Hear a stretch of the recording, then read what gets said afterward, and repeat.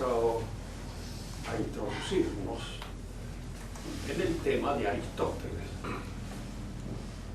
Como dijimos, fue un continuador de Platón, en cuya academia pasó, creo que 23 años, por lo menos, estudiando.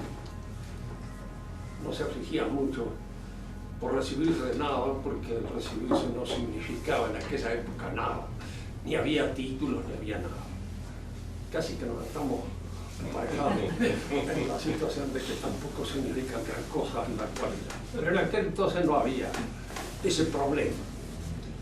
Después que abandonó la academia, pasó varios años viajando en distintos lugares. Fueron en estos años de viaje donde se fue acentuando su posición especial frente al platonismo. Es decir, aquellas objeciones que él tenía con respecto al platonismo y cuáles eran las soluciones mismas que él proponía a la mayor parte de los problemas planteados por Platón.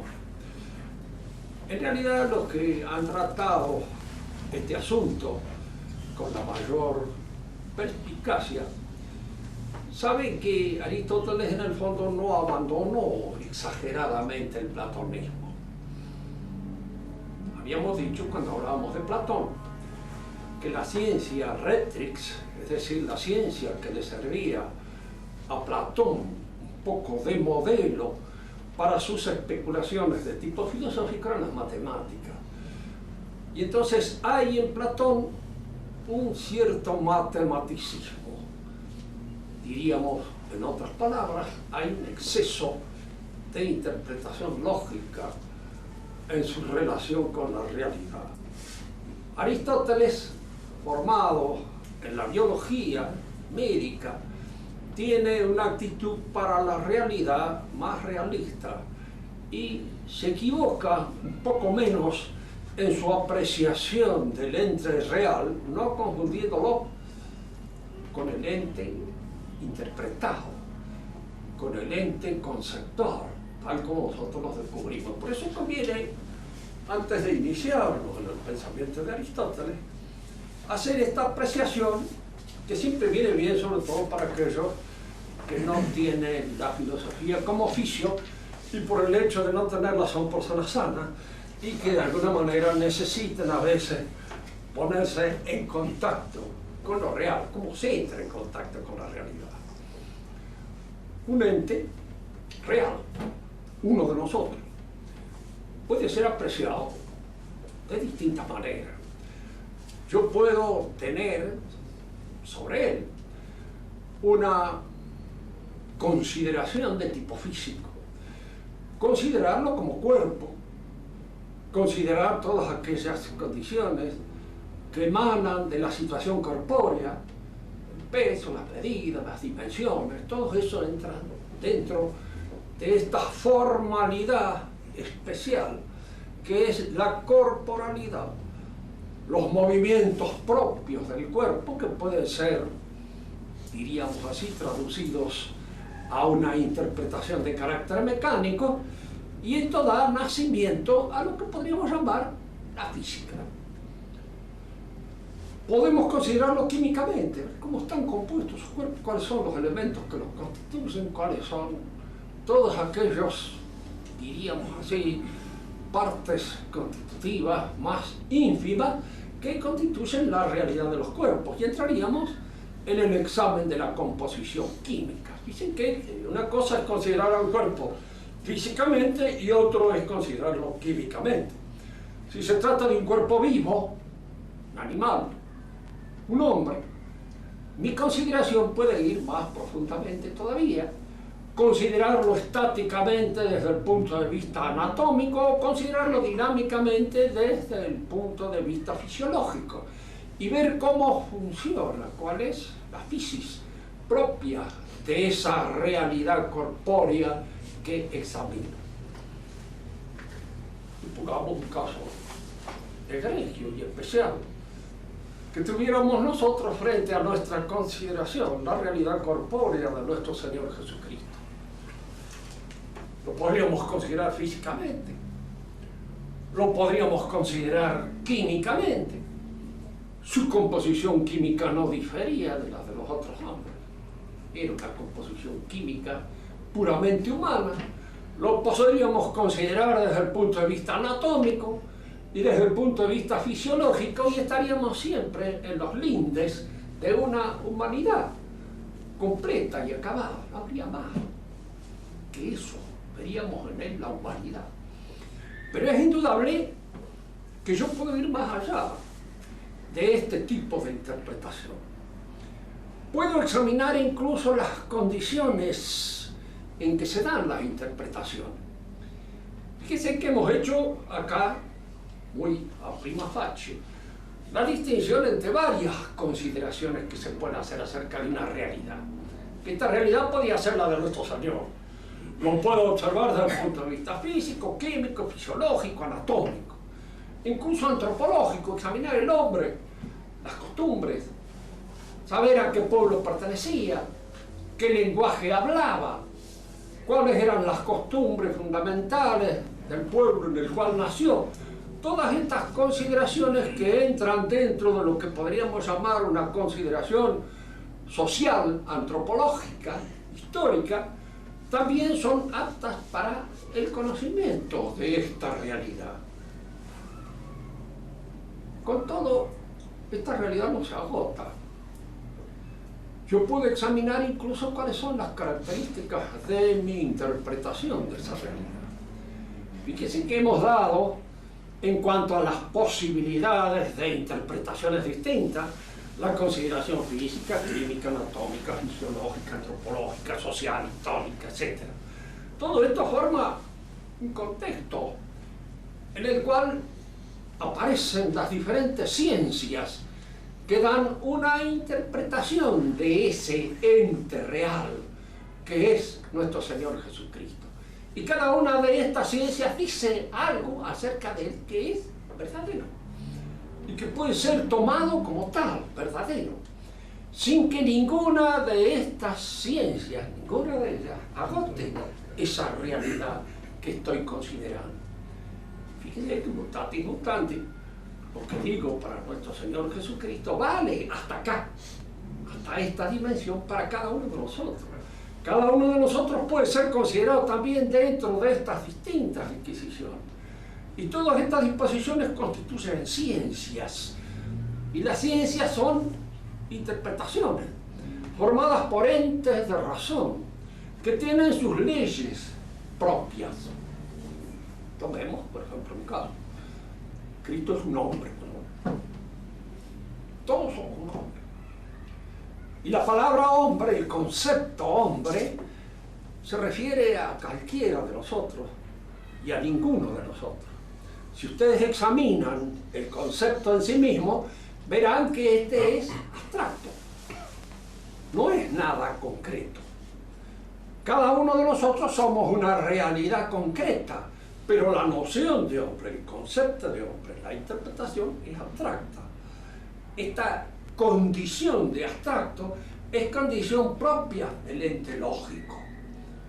Cuando uno examina a Platón y ve la distinción que hace él entre el mundo de las ideas y el mundo real, se nos ocurre que hay en él un pequeño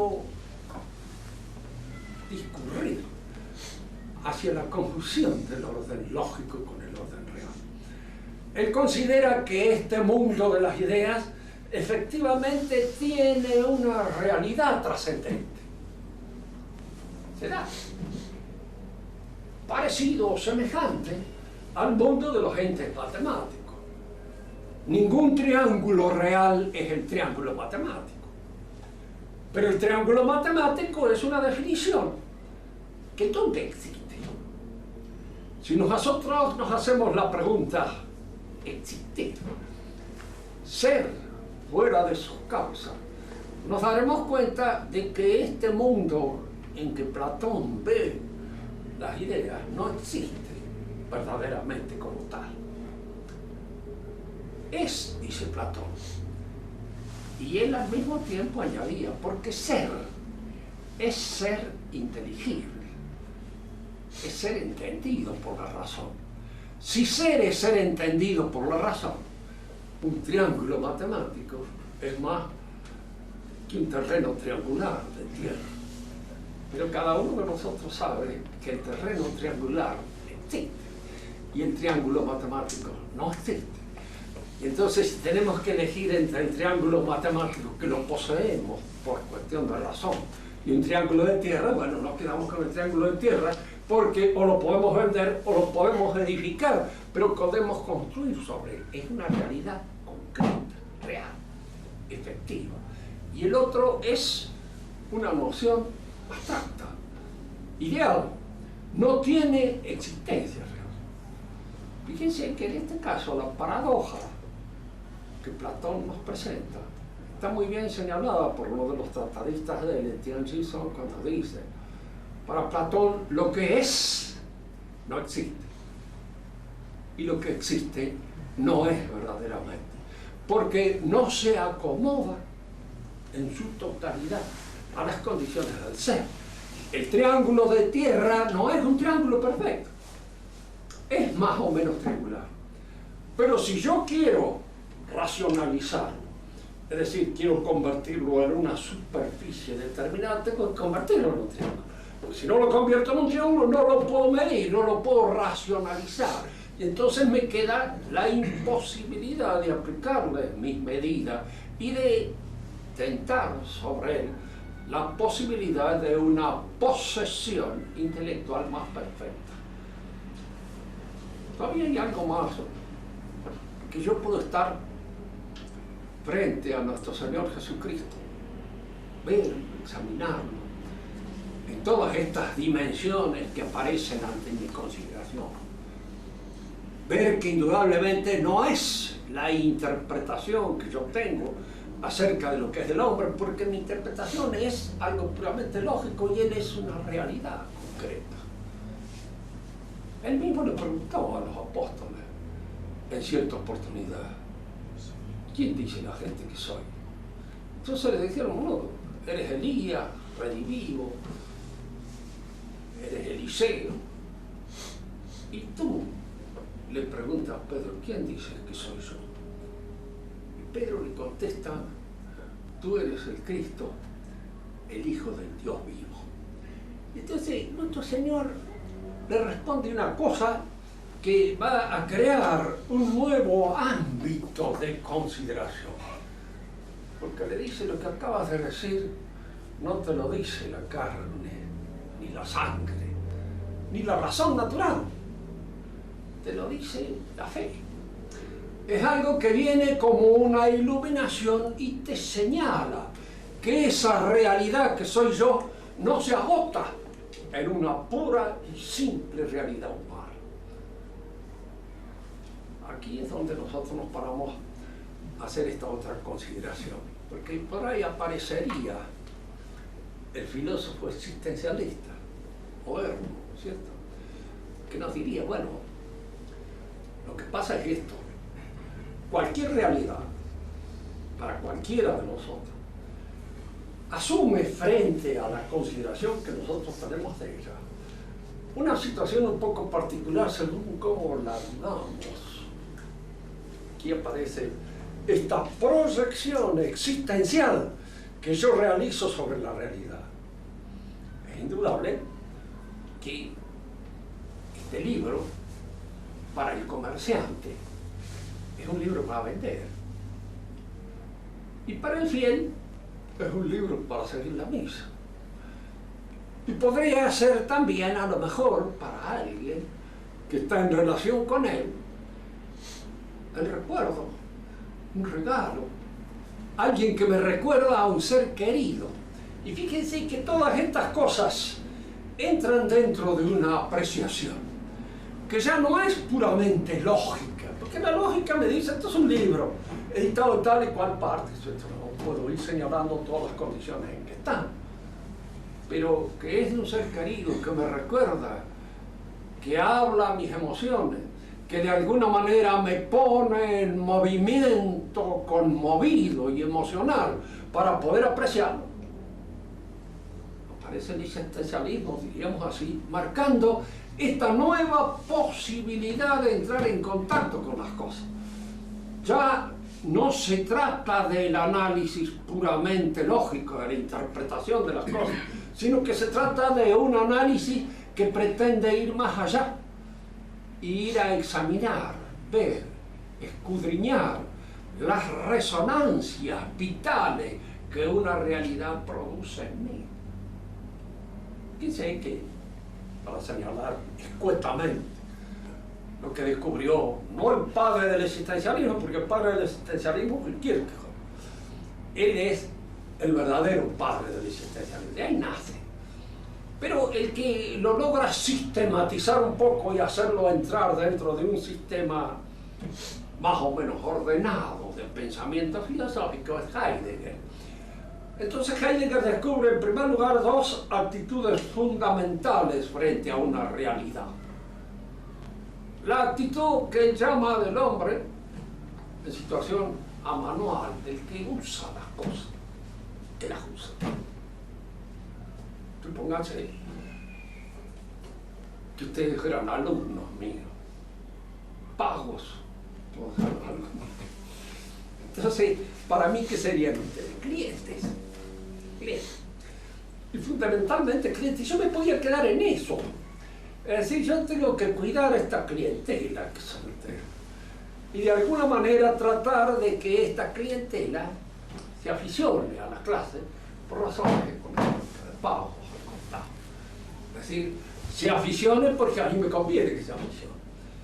Y me conviene que se aficione porque me da determinada cantidad de pesos. Es decir, la situación del hombre frente a la realidad puede estar, diríamos así, teñida de esta valoración puramente utilitaria y ver en las cosas la pura utilidad que puede sacar.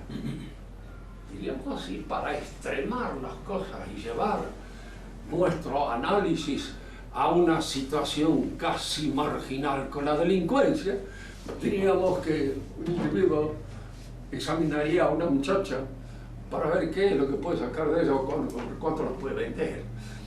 Sería una forma de examinarla, una manera de verla y una apreciación que estaría en función de una valoración especial que surge en esta relación que ya no es lógica, ni es física, ni es química, ni es nada, es existencial frente a la realidad.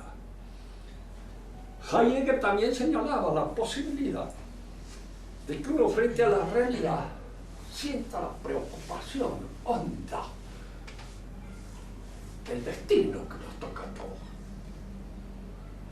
Dicen que hay dos palabras en español que suelen ser usadas a veces de una manera sinónima y no lo son. Tener misericordia y tener caridad. La palabra caridad es una palabra que pertenece al lenguaje teológico, fundamentalmente. Y significa aquella condición del apóstol que ve en las cosas eso que Pedro veía en nuestro Señor Jesucristo. Es decir, que somos hijos de Dios, que somos criaturas, y que estamos acá, en este mundo, en este universo, con el objeto de hacer en él, en lo posible, nuestra salvación. Cuando uno se preocupa en una persona de eso, no entra en el terreno de la caridad. Cuando uno tiene lástima de una persona, todos podemos tener lástima de todo, porque empezando que si nos miramos en el espejo y nos miramos bien, nos damos un poco de lástima, porque indudablemente es lastimosa nuestra situación humana. Esta especie de hermandad en la miseria es lo que se llama misericordia, es lo que se llama la misericordia. Tener misericordia de una persona es conmiserarse, estar, diríamos, perfectamente atento en lo que hay de miserable en el fondo de todas las personas y lo que hay de miserable en mí mismo, porque si no lo empiezo por ver en mí mismo no lo voy a descubrir en los otros, y si lo descubro en mí mismo entonces sí lo descubro en los otros. La caridad no es esto, la caridad es una virtud sobrenatural, y al ser una virtud sobrenatural es algo que me pone en contacto con esta otra noción de salvación, que puedo ponerlo de las cosas. ¿Por qué esta conversación a partir del existencialismo? Porque el existencialismo no hace esta distinción. Para el existencialismo todas estas distinciones forman parte de lo que podríamos llamar esa especie de eco que despierta en mí otra realidad. Frente a esta respuesta que da Pedro a nuestro Señor Jesucristo cuando le pregunta, ¿y tú quién dices que soy? Y el otro le dice, tú eres el Cristo, el Hijo del Dios vivo. El existencialista dirá, sí, para Pedro era eso. Y la pregunta que le podemos hacer nosotros es decir, bueno, ¿era para Pedro? ¿O era en sí mismo el Cristo, el Hijo del Dios vivo? Y él les dirá, no, siempre hacen la misma, no sé si era en sí mismo, para Pedro era. Y desde el momento en que era para Pedro, ese era el reflejo que en su existencia producía esas cosas, esa realidad. Entonces, el existencialismo, en el fondo, es una modalidad especial del inmanentismo moderno, que no ha logrado destruirla de ninguna forma, porque no logran salir de la inmanencia, de lo que es para mí. Esto es para mí tal cosa, bueno, para usted será tal cosa, pero objetivamente, y objetivamente entramos en el terreno de la ciencia, pero ya no entramos en el terreno, dirá él, de estas relaciones existenciales entre esas cosas y mí. Usted nunca puede sacar a un existencialista de la inmanencia, como el pobre varón de Munchausen, no sé si ustedes no lo conocieron, pero si alguna vez leen los cuentos de él, verán que una vez trató de sacarse de un pozo tirándose de la oreja y no hubo forma de salir del pozo porque no sale uno tirándose de la oreja del pozo. Del inmanentismo no se sale. Una vez que uno ha entrado dentro de él, toda puerta es una puerta pintada, que en cierto modo aparece allí como una cosa que se puede abrir y salir al exterior, pero no. En el fondo uno se la lleva por delante y se queda en una puerta falsa. Aristóteles nos coloca frente a la realidad de una manera distinta a Platón. Él advierte en la realidad, en eso que somos nosotros, por ejemplo, tomándonos como ejemplo, dos cosas, que en cierto modo parecen como contradictorias. Algo que constituye esa realidad en eso que es. Algo que nos hace ser hombres a nosotros. Y algo que es un elemento pasivo, que está determinado por esa actividad propia, por esa, diríamos, ese principio informativo que nos hace ser lo que somos. Tomemos un ejemplo de una mayor distancia. Una persona estudia, trata de superarse, realiza tales o cuales cosas en función, diríamos así, de su inteligencia y de su voluntad. Y yo digo que procede como hombre. Pisa una cáscara de banana en un momento determinado, pega un resbalón tremendo y se va de cabeza. Y yo no digo que cayó como un hombre. En general cayó como un bofe al suelo. Es decir, hay en él una actividad que podemos nosotros considerarla como nacida y realizada por un principio activo, inmanente, propio de ese ser.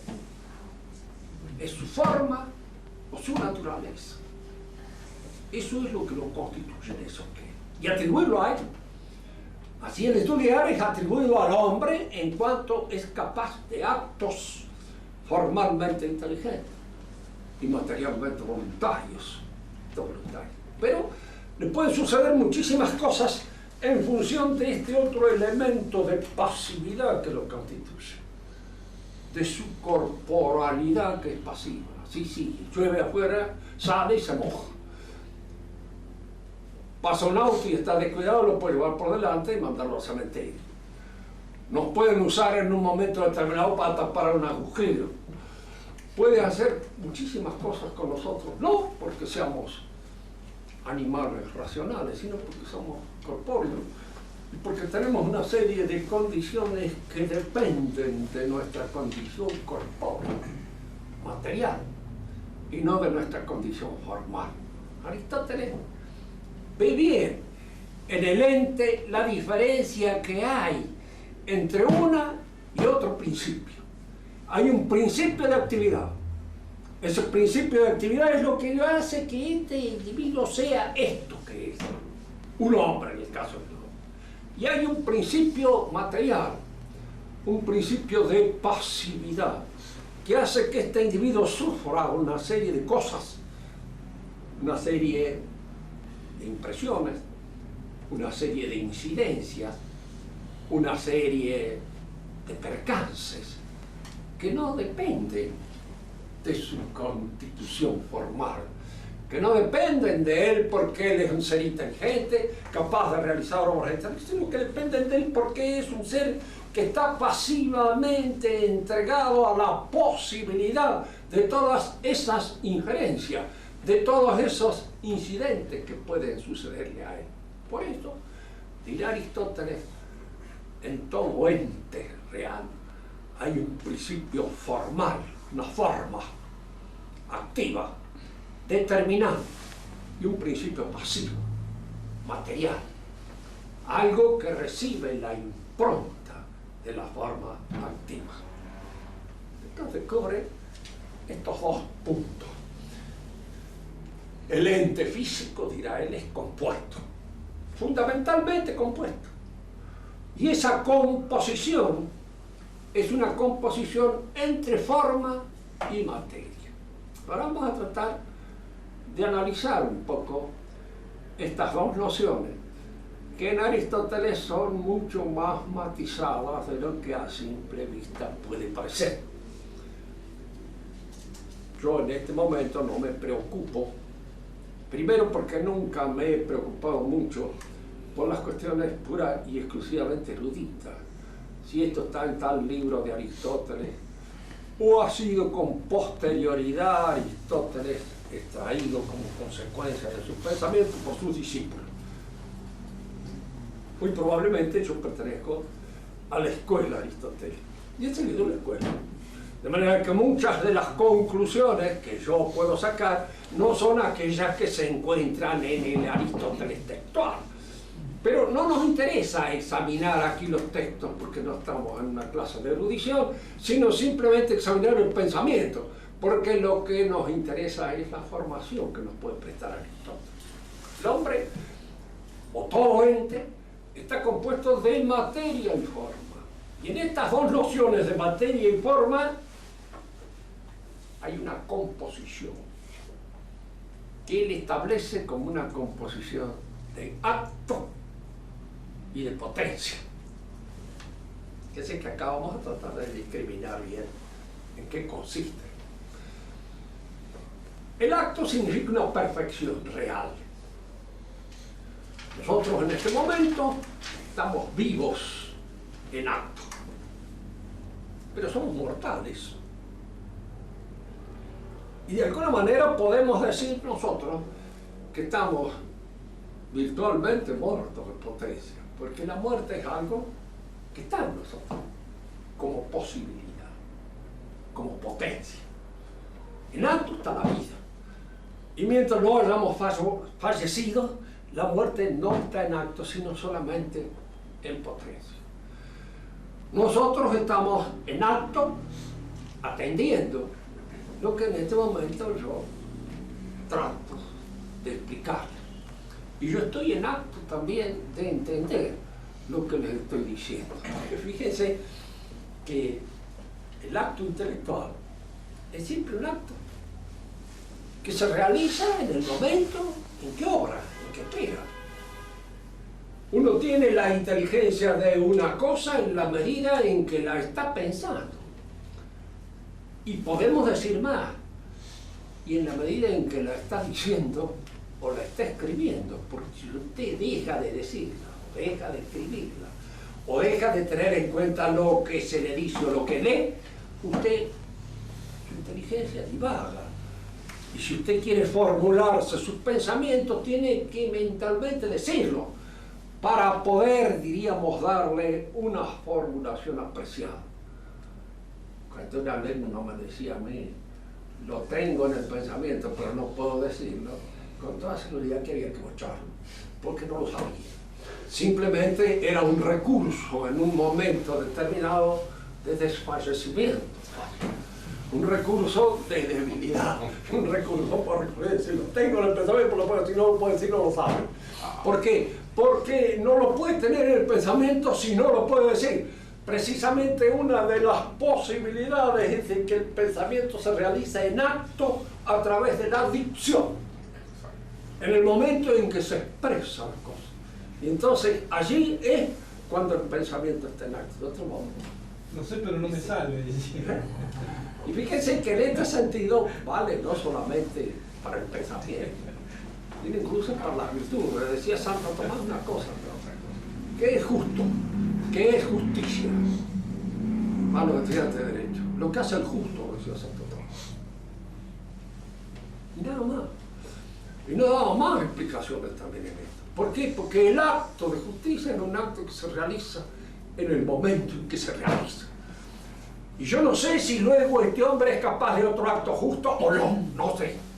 Pero sé que en este momento es justo. Y en este momento realiza el acto de justicia. Porque la virtud no es canacto, no es nada más que en el acto, en el momento preciso en que se realiza. De una persona podemos decir eso. Todos sus actos virtuosos son virtuosos en la medida en que realiza el acto de virtud. Y no realiza el acto de virtud, en él la virtud no es nada más que una posibilidad, una potencia, una virtualidad, pero no es acto. Aparece el acto cuando se realiza. Y también en el orden del conocimiento. Por eso, acto es la perfección de una cosa.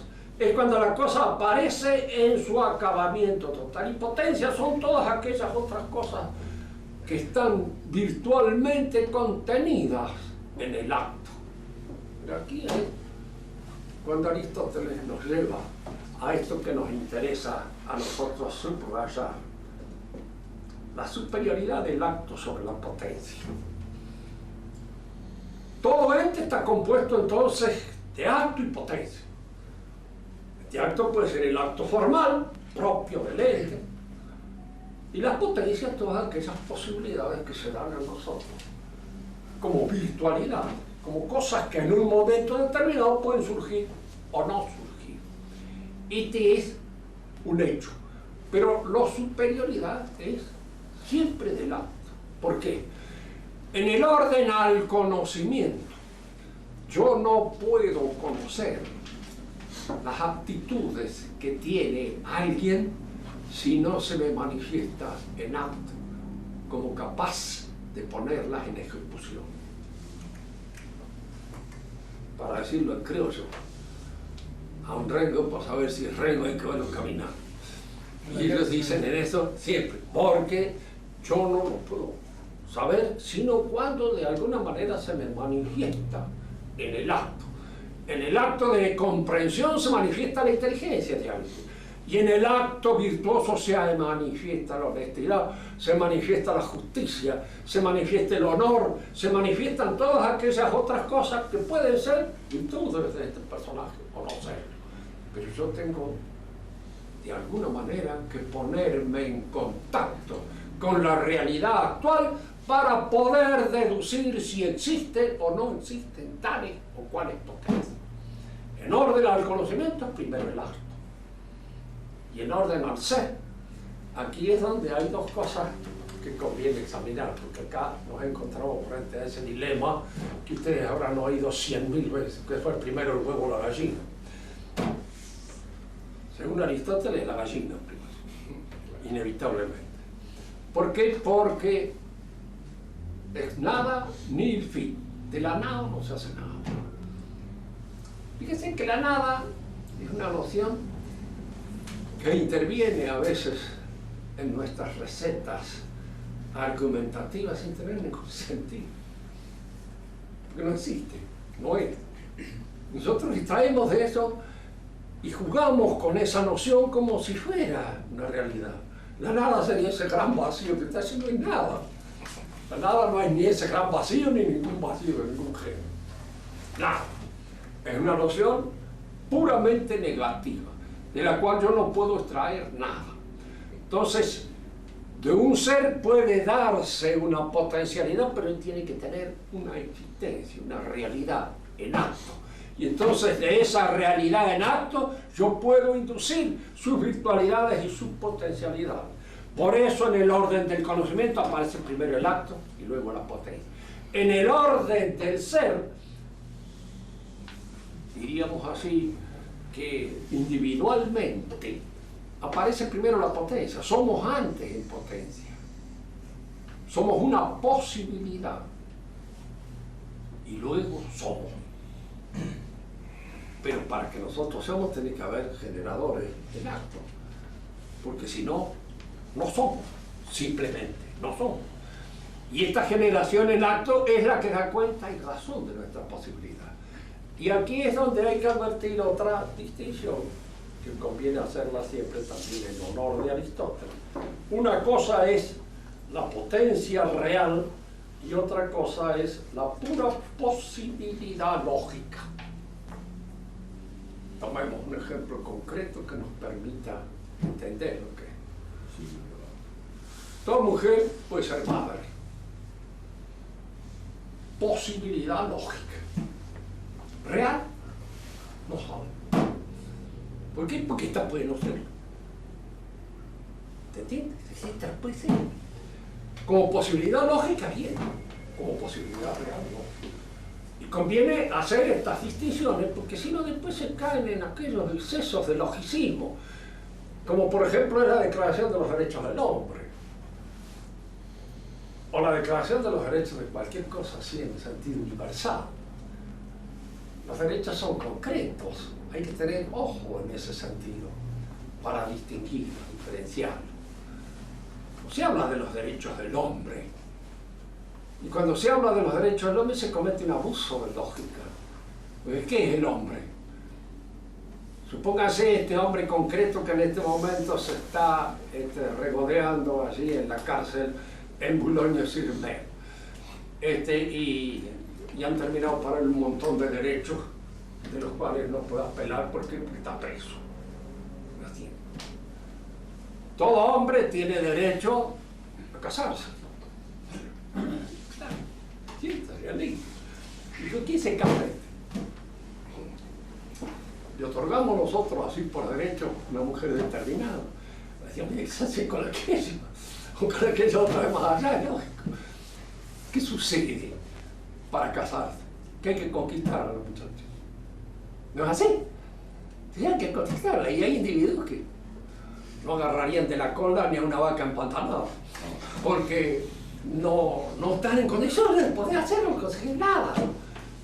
Entonces su derecho queda en pura conversación y jugo de paraguas, es como decir, todo hombre tiene derecho a una habitación limpia, decente, bueno, una casa sí, sería limpia, y este que no la tiene, con toda seguridad que se va a sentir despojado, va a creer que yo le he robado la casa que él debía tener, o que se la robó bueno, que se la robó el otro, porque él debía tenerla y no la tiene. Y entonces aparece la sensación de robo. Es decir, todas estas posibilidades que se manejan en el terreno de la lógica no son los mismos que las potencialidades reales. Rousseau decía, el hombre nace libre, primer párrafo del contrato social, y en todas partes del libro, el hombre no nace libre, es decir, nace potencialmente libre, con la posibilidad de realizar actos libres, en la medida en que es capaz de lograr, de alcanzar esa perfección, que no se le da en el nacimiento, porque en el nacimiento el hombre, según la experiencia de los que somos hijos padres de familia, es el menos libre de todos los animales, porque un gato tiene más libertad que un nenito recién nacido. Depende en todo de los padres, depende de la farmacopea, depende del pediatra, depende de 10.000 cosas que están inclinados sobre su cuna para atenderlo. y para que de alguna manera vaya realizándose, de manera que los derechos son una cosa que se encuentran en él potencialmente, virtualmente, pero tiene que conseguirlo, tiene que alcanzarlo, y alcanzarlo y conseguirlo es el trabajo de toda una vida. Todo hombre tiene derecho a opinar lo que quiera acerca de qué. ¿A opinar sobre qué? Supóngase que yo tengo el derecho de opinar sobre aviación, igual que un especialista, igual que alguien que ha estudiado el problema. Si me meto a hablar del que ha estudiado el problema, me diría, profesor, ¿por qué no habla de Aristóteles? Y se deja de bromar porque debe ser usted lo sabe, ni el ABC de las cosas. De manera que su opinión no sirve para nada, absolutamente, es algo absurdo, tiene sentido. Y sin embargo, eso está en todas las constituciones, derecho a opinar. Porque se suponía, fíjense que cuando se armó las constituciones, nacen siempre del pensamiento liberal. Y se suponía que en materia de religión se podía decir cualquier disparate porque no existía ninguna verdad religiosa. Se suponía que en materia de política podía opinar cualquiera y decir cualquier cosa, porque los que manejaban la propaganda tenían la posibilidad de encarar los problemas y de llevarlos a votar por el grupo que ellos habían elegido. Entonces le dan el derecho a decir, yo soy de la lista naranja, esto de la lista verde, de la lista marrón, de cualquier lista.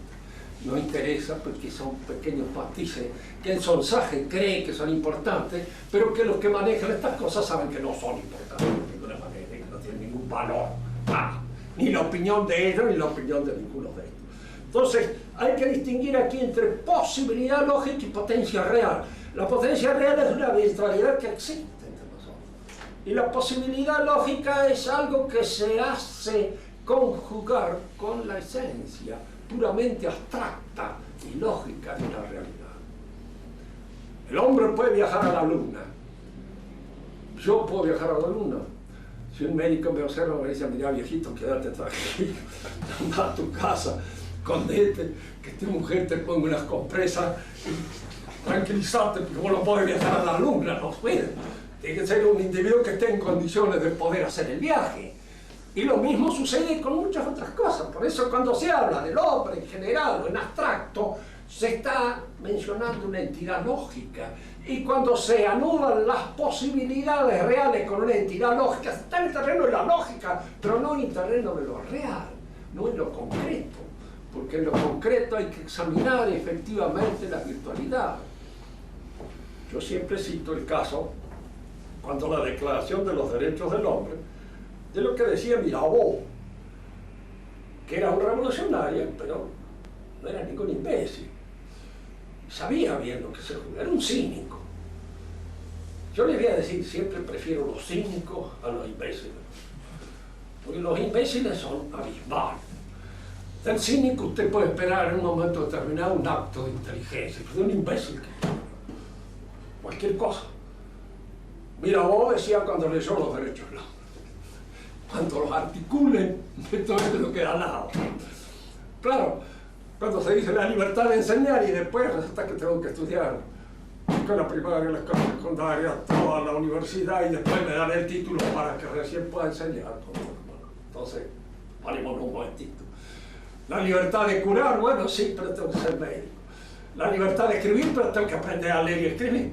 Y luego conocer un poco el tema para que mi cosa tenga algún resultado. Es decir, en cuanto se articulan un poco las formas en cómo todos esos derechos generosamente dados al hombre abstracto, lógico, se concreten, queda reducido en poca cosa. Entonces están los derechos que efectivamente tenemos y aquellos con los cuales podemos alegar en caso en que encontremos que han sido contrariados. Pero no podemos ir a alegar diciendo, soy un hombre, he llegado grande, no tengo casa, no tengo mujer, ¿por qué no me consiguen una? Esto me hace acordar un poco a lo que pasó al caballero Chancenet, que era un periodista de la época de la Revolución Francesa, periodista monárquico, que siempre tenía la palabra atinada y oportuna para decir. Lo condenaron a muerte por realista. Y entonces el tribunal, muy cortés, el señor de Chancelet, ¿tiene algo que pedir al tribunal? Sí, sí, cómo no, dice, que tartamudeaba un poco de puro elegante que era. Y cómo no, dice, que uno de ustedes me sustituya. Por supuesto, le puede negar la petición, porque lo que pedía que viniera uno y lo reemplazara. Las cosas así, en concreto, son muy distintas de las cosas puramente y otorgadas en abstracto. Casi el tribunal pecó de lógico. Tiene algo que pedir, pero como no, que lo reemplace. Era lo único que no podía pedir, como esas muchísimas otras cosas que en concreto hubieran sido. Entonces no le pregunten nada, hombre, déjenlo. Lo estaba condenado, pues basta. Para el tribunal estaba terminado el asunto.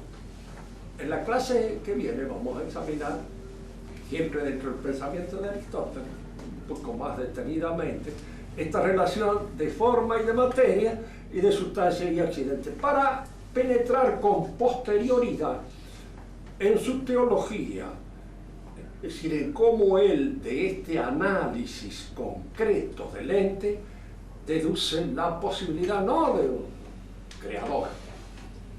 En Aristóteles esta idea no había entrado, sino la posibilidad de un primer principio que es un pensamiento que se piensa en función de lo cual todo puede explicarse, porque si no, no se puede explicar. Y después consideraremos entonces en clases sucesivas cómo la idea de creación entra no por vía de especulación filosófica, sino por vía de revelación a través de la historia. Y entonces vamos a encontrar estos dos puntos paralelos que hemos tratado de ensamblar: la especulación filosófica y lo que la historia nos dice. La especulación filosófica que nace en Grecia y la historia que tiene como vehículo de su manifestación al pueblo hebreo. Voy a contestar unas preguntas que me han hecho, si puedo, y si no, hasta otro carnaval.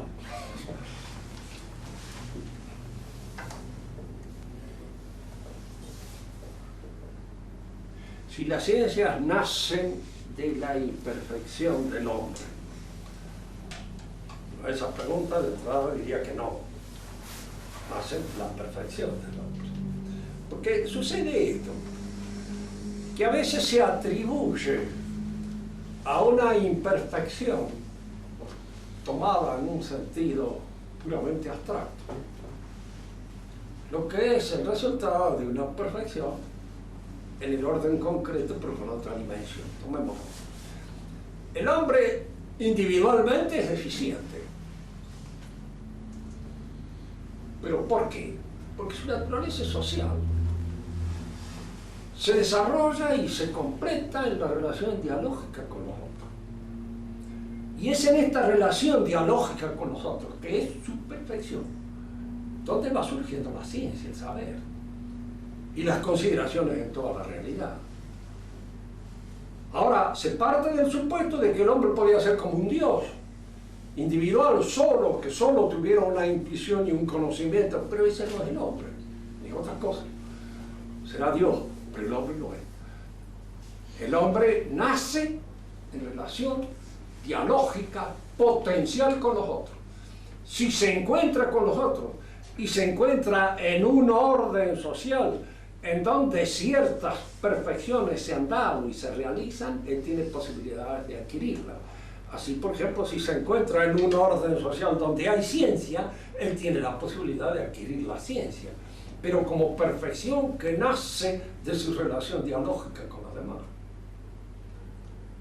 Aquí el error a veces parte en estas consideraciones de creer que el hombre debiera ser perfecto, pero autosuficiente, es decir, que debía ser Dios. Una de las pruebas de la existencia de Dios es esa pretensión de ser Dios que tiene todo, y que existe en todo hombre, es una pretensión, un deseo, sin hacer como Dios.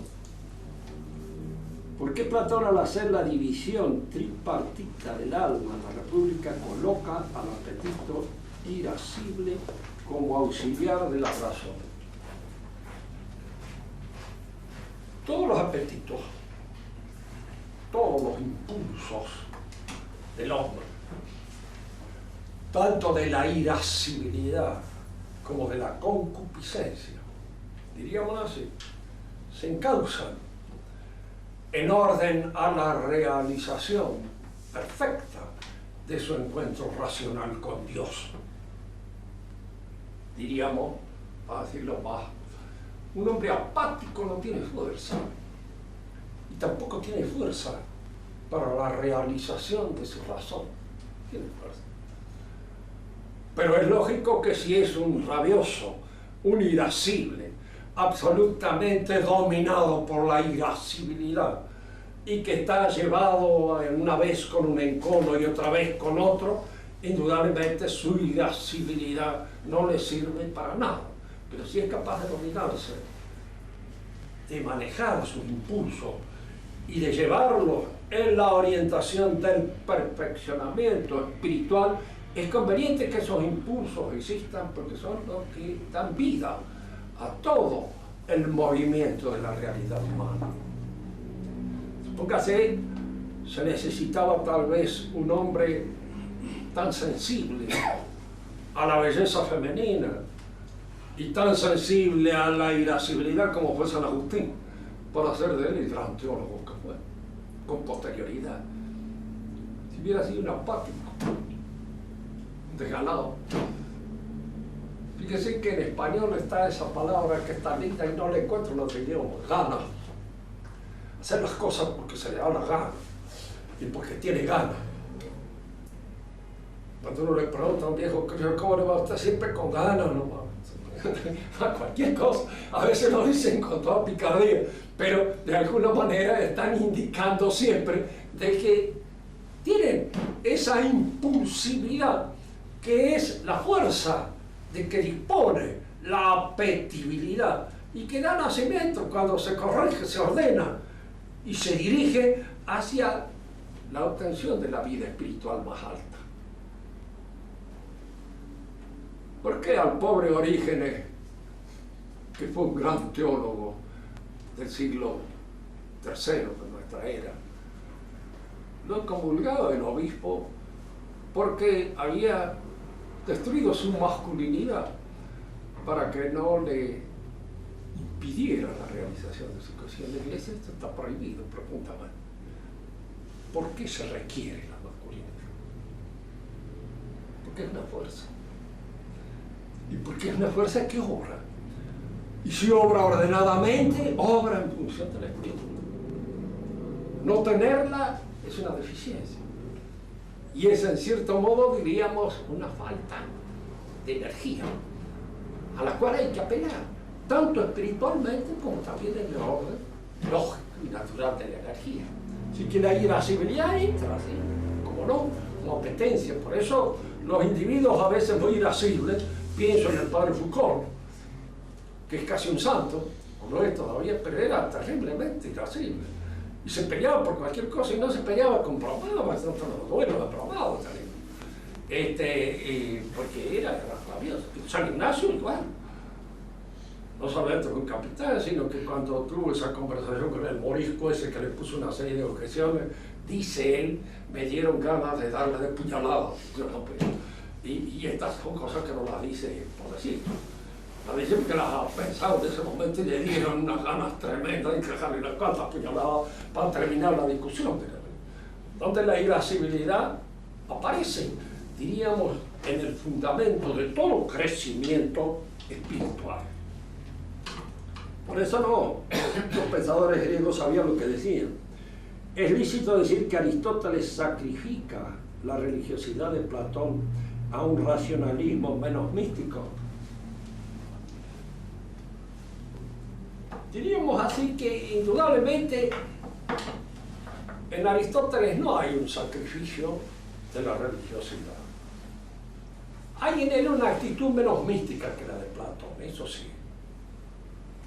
No hay que olvidarse nunca de esto, que yo lo señalo muchas veces, lo considero aristotélico, pero Aristóteles no tiene la dimensión y la grandeza de Platón. Platón es un poeta, es un filósofo, es un místico. virtuti. Es uno de esos hombres que asombra por la grandiosidad, diríamos así, de sus dimensiones, sus proyecciones. Aristóteles es un individuo, diríamos así, más concentrado en su especulación filosófica que da con algunas verdades que el otro no advirtió o no pensó. ¿Por qué Platón, que considera la justicia como armonía del orden divino del mundo, la coloca como virtud suprema política en lugar de la prudencia?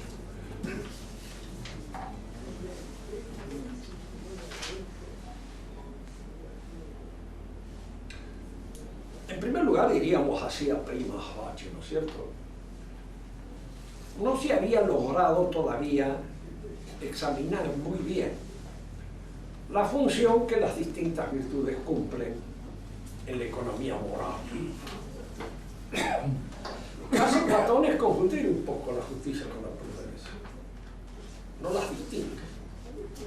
Y en esa indistinción de la justicia con la prudencia es donde está, diríamos, no el error, más que nada una apreciación no totalmente realizada, no cabalmente actualizada. De hecho, no hay justicia si no hay templanza y si no hay fortaleza. Porque la templanza, diríamos, hay un momento determinado en el cual entra en relación con la justicia. Si un individuo comete un desmán llevado por su impulsividad puramente, diríamos así, apetitiva, indudablemente que falta la justicia. En el individuo que seduce a una muchacha engañándola, haciéndole cualquier otra cosa, llevado por su impulsividad, hay en él una falta de justicia. Fíjese que no solamente él no tiene capacidad de medir sus inclinaciones apetitivas, sino que cae en injusticia. Porque hay un momento determinado en que la virtud cardinal se inserta en el orden de la justicia. Y el orden de la justicia la separa. Diríamos, es una injusticia en un momento determinado darle unos bofetones a un hombre que no se los merece. Pero sería una injusticia no dársela a uno que se la merece. Sería una injusticia. Es donde de alguna manera el valor, el coraje, en un momento forma parte de la justicia. ¿Cuántos individuos cometen injusticia por miedo? Es lo que yo le preguntaría, no a Maquiavelo, porque Maquiavelo no era ningún imbécil, pero hay maquiavélicos o maquiavelistas que sí son bastante idiotas. Y entonces dice que Maquiavelo sacó la política de la moral. No la puede sacar porque no la puede sacar nadie. Está allá, la naturaleza. Como si alguien me dijera a mí que en la política no interesa la justicia. O en la política no interesa que el político tenga valor. O que tenga templanza. Nosotros tenemos un montón de políticos que no tienen templanza de ningún género y que a veces, no sé, el valor que pueden tenerlo más o menos físicamente, pero no se les ve el sentido del honor, del valor de él. Y entonces obran injustamente, roban. ¿No? Conviene entonces que todas estas cosas se integran en la justicia, y Platón vio eso. Ahora, lo que él no distinguió en un momento determinado es en que la justicia es una relación de la voluntad con el derecho ajeno. Y que esta relación de la voluntad con el derecho supone antes un acto intelectual, por medio del cual la inteligencia práctica descubre el derecho que el otro tiene. Porque yo puedo estar dispuesto a dar derechos que no tiene el otro. Y eso es una injusticia. Dispuesto a dar derechos que no existen. Tratar, diríamos, mal a una persona es siempre atentar contra su honor, contra su dignidad, lo que fuera. Pero a veces hay que tratar mal a ciertas personas, porque se lo han ganado. y de alguna manera han hecho el esfuerzo suficiente como para que no lo trate mal. Y entonces, no es que tengan estos o cuáles derechos en el aire, sino que ha perdido su derecho a ser considerado. Entonces, obro yo con él. ¿Y quién es lo que me permite a mí captar que este es el derecho que fulano tiene? La prudencia, la inteligencia práctica. Entonces, esto no lo vio él.